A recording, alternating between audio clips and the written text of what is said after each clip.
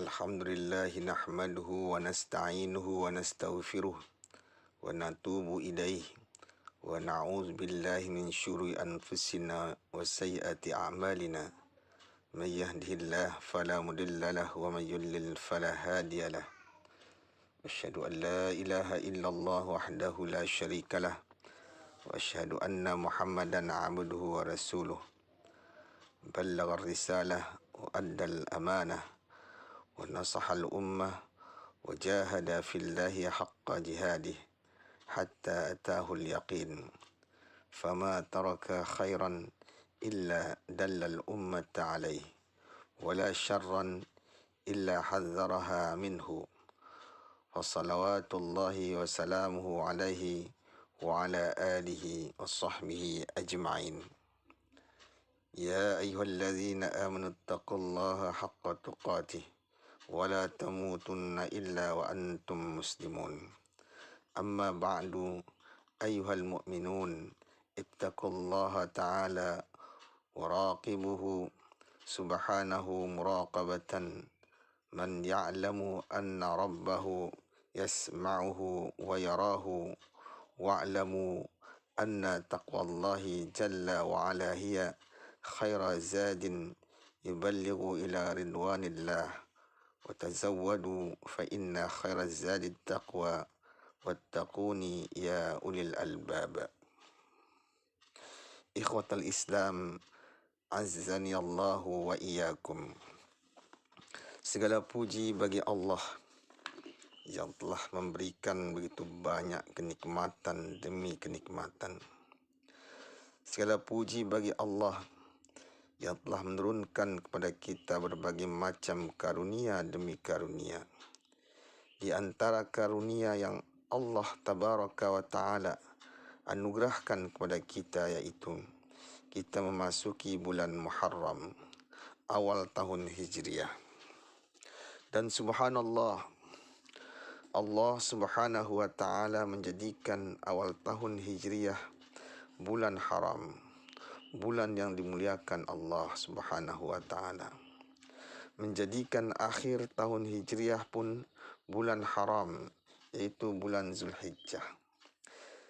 Seakan memberikan kepada kita sebuah isyarat agar memulai tahun dengan kebaikan dan mengakhiri tahun dengan kebaikan.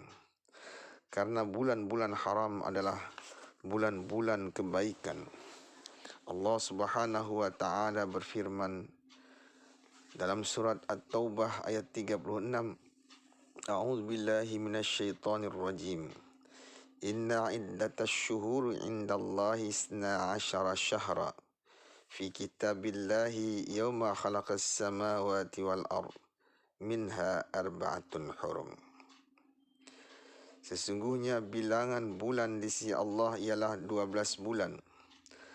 Sebagaimana ketetapan Allah di Lauhil Mahfuz pada waktu Dia menciptakan langit dan bumi. Minha arba'atun hurum, di antaranya ada 4 bulan haram. 4 bulan yang dimuliakan Allah Subhanahu wa Ta'ala. Kita memulai tahun ini dengan bulan Muharram. Dan ini adalah bulan yang Allah Tabaraka Ta'ala istimewakan. Di antara keistimewaannya, Allah menamai bulan haram adalah sebagai bulan Allah. Nabi SAW bersabda, Syahrullahi al-Muharram, bulan Allah Muharram. Hadis riwayat Muslim. Allah Subhanahu wa Ta'ala menyebutkan bahwa Muharram itu bulan Allah. Itu menunjukkan betapa agungnya bulan ini. Bulan Muharram yang telah Allah haramkan atas kita semua. Umat al-Islam, kita sering mendengar penjelasan dari para ustadz bahwa di bulan-bulan haram, amalan-amalan keburukan dilipat gandakan menjadi besar. Karena Allah mengatakan dalam Al-Quran, فَلَا تَظْلَمُوا فِيهِنَّ أَنفُسَكُمْ. Maka janganlah kamu menzalimi dirimu padanya, yaitu 4 bulan haram. Quran Surat At-Taubah iaitu surat ke-9 ayat 36. Artinya, berbuat zalim di bulan itu akan Allah lipat gandakan. Allah besarkan dosanya di sisi Allah tabaraka wa ta'ala. Demikian pula amalan soleh dibesarkan pahalanya di sisi Allah subhanahu wa ta'ala. Di antara amalan yang dapat kita amalkan di bulan Muharram, yaitu yang disebut dengan puasa Ashura. Mengenai puasa Ashura, di dalam riwayat Muslim disebutkan Nabi SAW bersabda, "Yukaffirus sanatal madiyah." Puasa Ashura itu akan menghapuskan dosa setahun yang lalu. Subhanallah, betapa agungnya puasa ini. Bahkan di awal Islam, puasa Ashura itu Allah wajibkan kepada kaum muslimin sebelum Allah mewajibkan puasa Ramadan. Setelah itu puasa Ashura pun tidak lagi diwajibkan. Namun Nabi SAW menekankan agar kita berpuasa di hari itu dan menyebutkan keutamaannya yang agung. Saudaraku seiman, orang-orang yang menginginkan kebaikan dan yang menginginkan agar dosa-dosanya digugurkan selama setahun yang lalu, maka ini adalah kesempatan emas.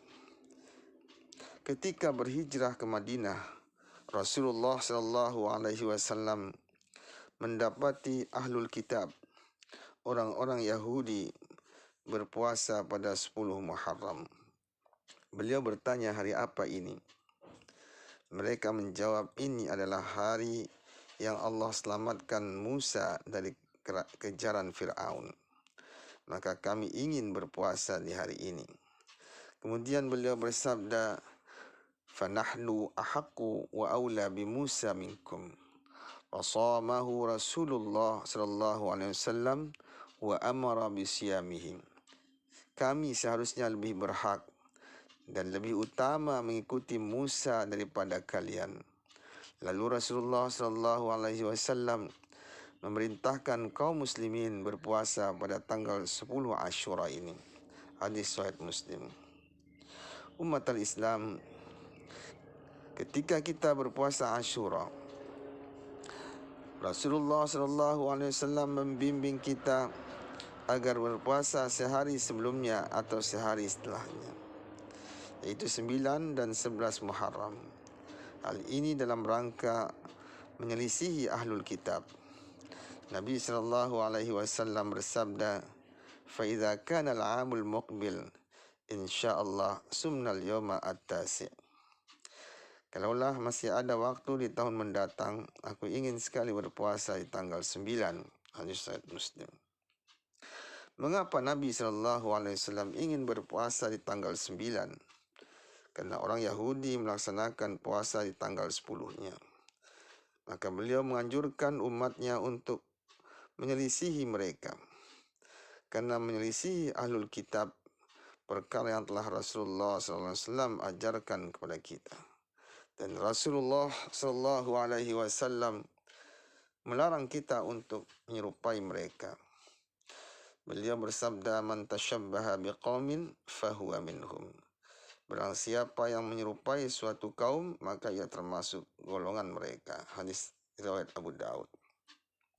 Maka agar kita tidak menyerupai orang-orang Yahudi, Rasulullah menganjurkan umatnya puasa pada tanggal 9 atau 11-nya, sehingga tidak serupa dengan puasanya orang-orang Yahudi. Maka itulah kita berusaha maksimal untuk melaksanakannya. Mengingat puasa Muharram ini sangat dianjurkan, karena nilainya sangat besar di sisi Allah Azza wa Jalla. Rasulullah SAW bersabda, "Afdalus siyami ba'da Ramadana syahrullahi al-Muharram." Seutama-utama puasa setelah puasa Ramadan, yaitu berpuasa di bulan Allah, yaitu Muharram. Hadis riwayat Muslim. Saudaraku seiman, marilah kita awali tahun ini dengan lembaran yang lebih putih. Mari kita memperbaiki dan membenah diri. Setahun kemarin kita banyak berbuat dosa dan maksiat. Maka kita berusaha di tahun ini untuk bertaubat dan banyak beramal soleh. Demi Allah, kita tidak tahu kapan ajal akan mendatangi kita. Entah itu besok atau lusa, atau mungkin tahun ini. Kita tidak tahu. Maka tugas setiap mukmin adalah mempersiapkan dirinya menuju kematian itu, yaitu dengan memperbanyak amal soleh.